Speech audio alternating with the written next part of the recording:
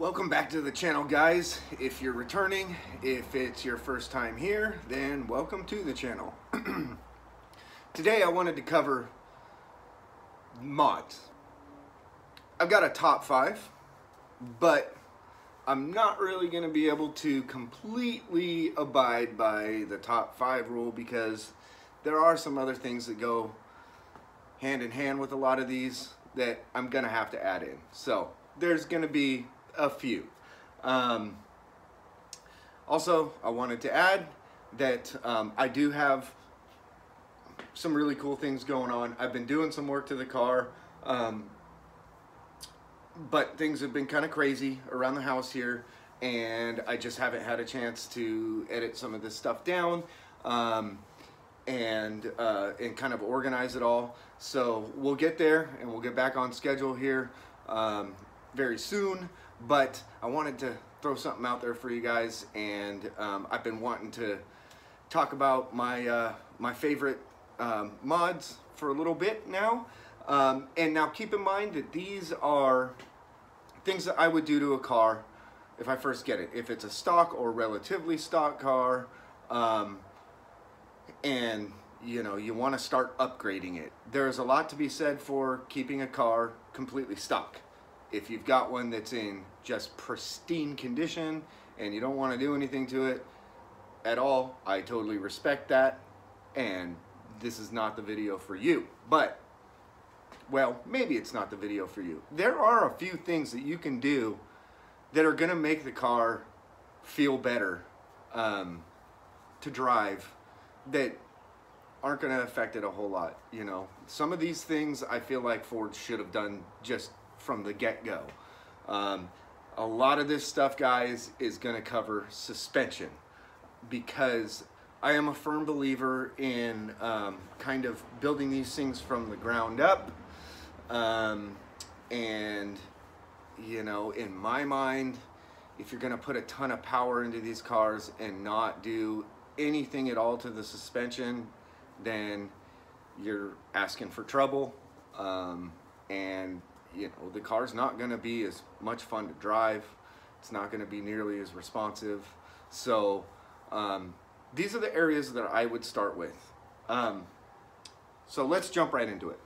First of all, the first thing that you want to do is you want to get that stance right. You want the car to look good. And you know, aside from keeping a car completely stock for preservation purposes, I'll tell you, I'm not a big fan of the stock stance. You know, there's a big gap between, you know, fender and the tire, and I just don't really dig it. So the first thing I'm going to do if I buy one or if I'm upgrading something is to lower it. And there's a number of ways to do it. You can cut the springs. I would never recommend heating the springs.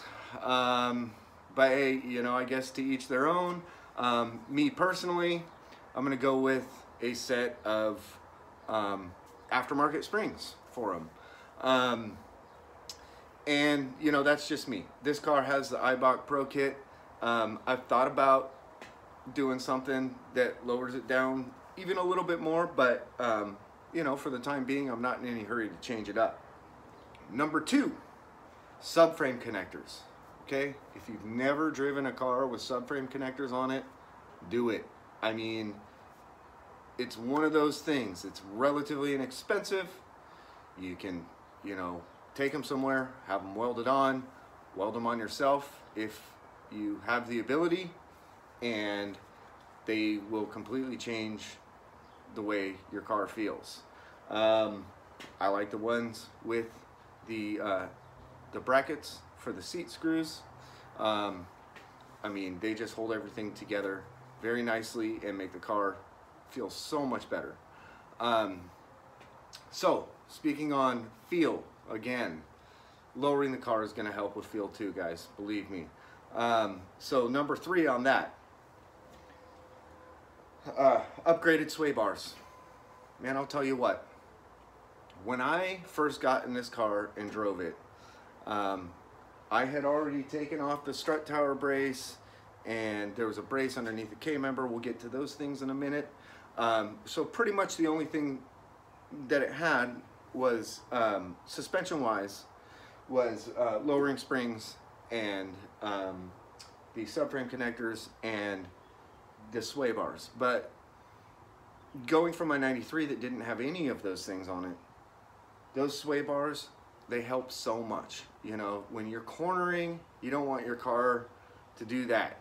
And those things help out a huge amount. So that is definitely one that I would recommend. Now, the next couple of things do have a little bit to do with power. I'm not covering a whole lot of engine stuff, or really any engine stuff, because, you know, you want to set it up right.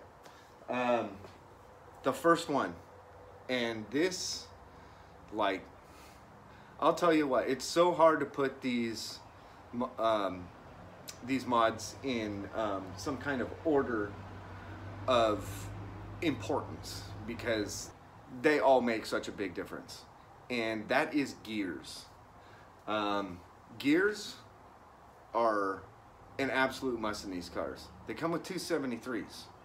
It's awful. I mean, unless you're just going for, you know, highway driving and that's all you care about. But let's face it, that's not why we do what we do with these cars, right? I mean, that just doesn't make any sense.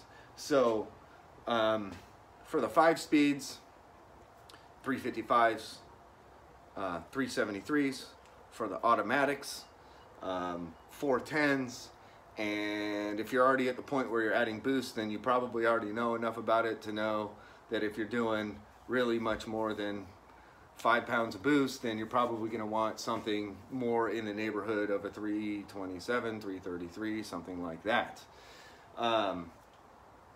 Now, my next one is an aluminum drive shaft. They're lighter, they're stronger, they reduce a lot of the vibration that sometimes the stock drive shafts can have. They're honestly one of the best mods that you can do. You know, you want to get that power to the back wheels. That's the whole point. An aluminum drive shaft is definitely the way to go there. Okay, that's 5. So now we're going to move on to the honorable mentions. And I know I'm cheating a little bit with my list, but I can't help it. These things are also, in my mind, important, and I wouldn't build one of these cars without them. Some of them are, you know, arguable for some people. It really depends on what you want to get out of your car, but I want a car that handles well. I want a car that drives well. I want a car that's fun to drive. And you know what? Who doesn't like taking some turns at a little bit of speed, right? Okay, so that's why so many suspension things. But the first one on the honorable mentions is strut tower brace. These things are great. They really help to keep that front end from flexing too much. Absolutely love it. I'll tell you what, it's another one of those things, like, you know, when you add this into the equation, it just makes the car that much better, that much more fun to drive. Now, something that kind of goes along with the strut tower brace, only because it helps to keep that front end flex in check. And that is, and I can't remember if they call these things K-member braces, lower K-member braces, whatever.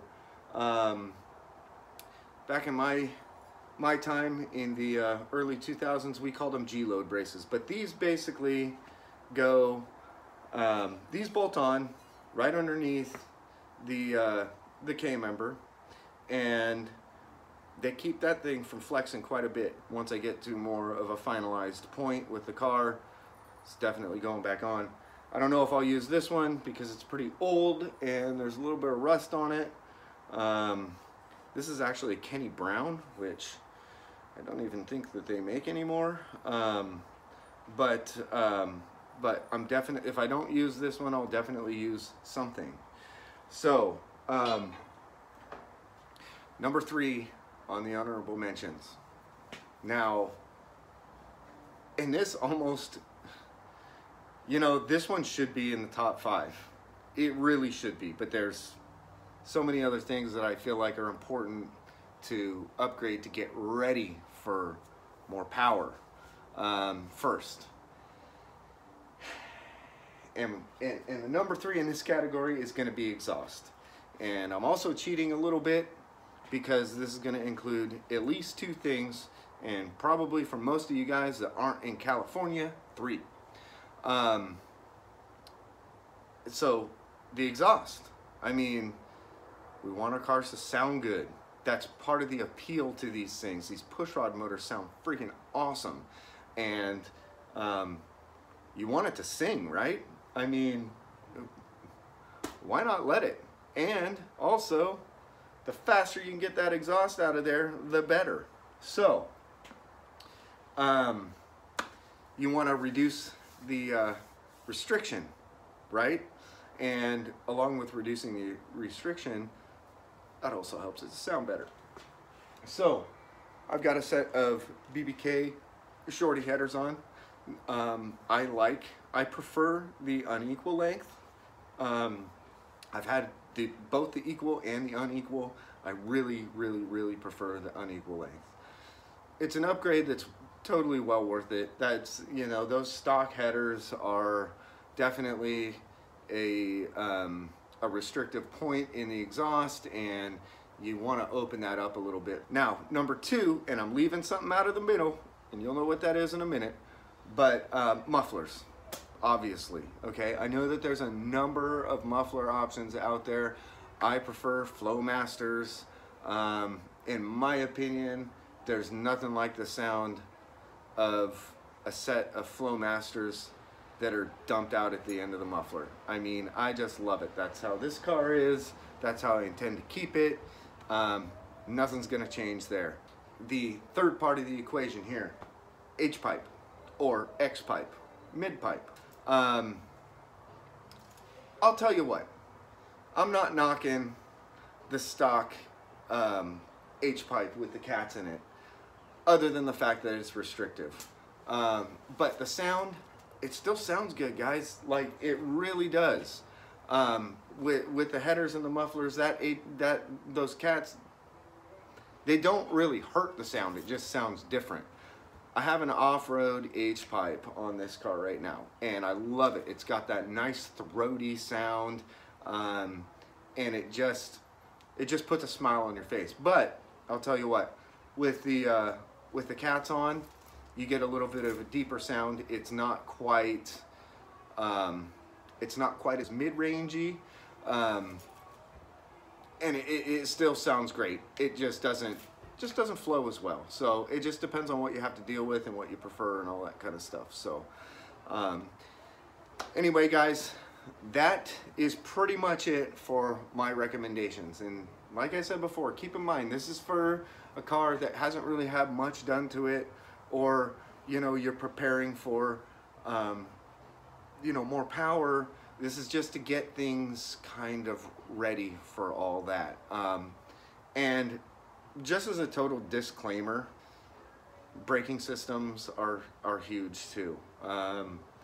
You know, you don't want to have a 500-600 horsepower car with stock Fox body brakes. They're barely good enough with the 225 horsepower that these things came with from the factory anyway. So, you know, think about that somewhere down the road too. Keep yourself safe. Like, honestly, that's one of the most important parts. And if I wasn't such a junkie for some of the other stuff that makes the car feel better, then that probably would have just been in my top 5 anyway. So anyway, guys, we've got some more stuff coming, and I'm pretty excited about it. Like I said before, just got to edit it down and get it all ready, but it's pretty good news for the car. So anyway, that's gonna wrap it up, and I appreciate you guys watching, and hope you enjoyed, maybe got a little bit of information out of this, and we'll catch you on the next one.